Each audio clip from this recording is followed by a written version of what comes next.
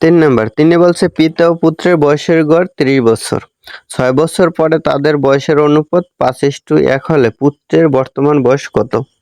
তাহলে পুত্রের বর্তমান বয়সটা চেয়েছে।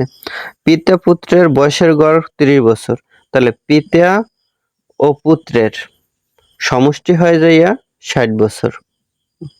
তাহলে 6 বছর পরে যে বয়সটা হয় কত? 6 বছর পর হবে 60 এর সাথে যোগ হবে 6 বছর, পিতারও বাড়বে 6 বছর, আবার কি পুত্রেরও বাড়বে, তার মানে 12 বছর বৃদ্ধি পাবে। তাহলে 6 বছর পরে তাদের বয়স হয় কত? 72 বছর। এখন বলছে কি, তা 6 বছর পরে অনুপাতটা 5:1। তাহলে 6 বছর পরে যে অনুপাতটা হয়, 6 বছর পরে অনুপাত কত? 5:1। তার মানে 5 বছর হবে পিতার, 1 বছর হবে কি পুত্রের। তাহলে অনুপাতের যোগফলটা কি হয়? 5 আর 1 6, তার মোট কত? 72। তাহলে পিতার বয়স চেয়েছে কার? পুত্রের বয়স। তাহলে পুত্রের বয়সটা কি হবে? 72 এর 6 এর 1 অংশ হবে। তাহলে অনুপাত 6, 5 আর 1 6, অনুপাতের যোগফলটা 6, তাহলে 6 এর 1 অংশ হবে 12। তার মানে পুত্রের বয়স হয় 12 বছর। এখন চেয়েছে কি, এইটা পেলাম কি আমরা 6 বছর পরে, তাহলে পুত্রের বর্তমান বয়স চেয়েছে। তাহলে পুত্রের বর্তমান বয়সটা কি হবে? তাহলে 6 বছর বিয়োগ হবে, 6 বছর বিয়োগ হলে পুত্রের বর্তমান বয়স হয় কি? 12 থেকে 6 গেলে থাকে 6, তাহলে পুত্রের বর্তমান বয়স 6 বছর। এটা আছে খ নম্বরে।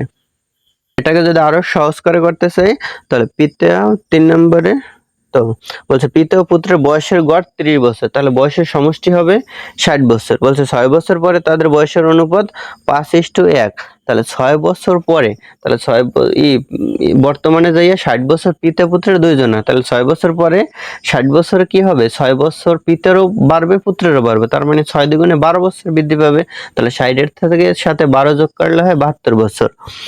এখন বলছে কি 6 বছর পরে তাদের অনুপাতটা হবে 5:1।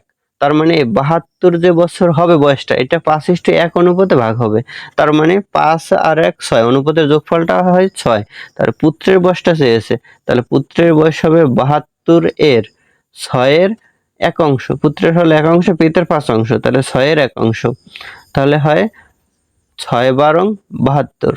তাহলে 12 বছর, এই 12 বছরটা হলো কি, এই 72 বছর যে পেলাম এটা কি 6 বছর পরে, এই 6 বছর পরে। তাহলে 6 বছর পরে হবে যাইয়া পুত্রের 12 বছর, তাহলে পুত্রের বর্তমান বয়স হবে 6 বছর বিয়োগ করতে হবে, তার মানে পুত্রের বর্তমান বয়স 6 বছর। এটা আছে খ নম্বরে।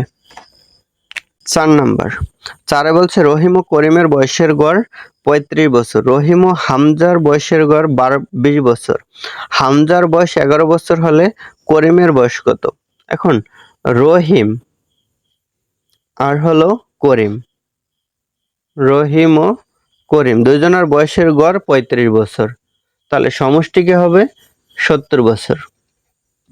আর বলছে রহিম ও হামজা দুজনের বয়সের গড় 20 বছর, তাহলে সমষ্টি হবে 40 বছর। এখন বলছে হামজার বয়সটা বলছে 11 বছর, হামজার বয়স বলছে 11 বছর। তার মানে এখন এইটা থেকে আমরা কি হামজার বয়সটা যদি 11 দিই, তাহলে দুজনের সমষ্টি 40, তাহলে 11 বছর বাদ দিলে থাকবে 9 2 29 বছর। এটা হলো যে তাহলে রহিমের বয়স। এখন রহিমের বয়স হলো 29 বছর। এখন রহিম আর করিম দুইজনের বয়সের সমষ্টি হলো 70 বছর। তাহলে রহিম আর করিমের দুইজনের বয়সের সমষ্টি থেকে যদি রহিমের বয়সটা তো বের করলাম 29 বছর, এই রহিমেরটা যদি বাদ দিই তাহলে থাকবে কার? এই করিমের বয়স থাকবে। তাহলে করিমের বয়স কত হবে? 9 কত 10 হবে, 1 হাতে 1 2 এর 1 3 4 41। তার মানে করিমের বয়স হবে 41 বছর। এটা আছে খ নম্বরে।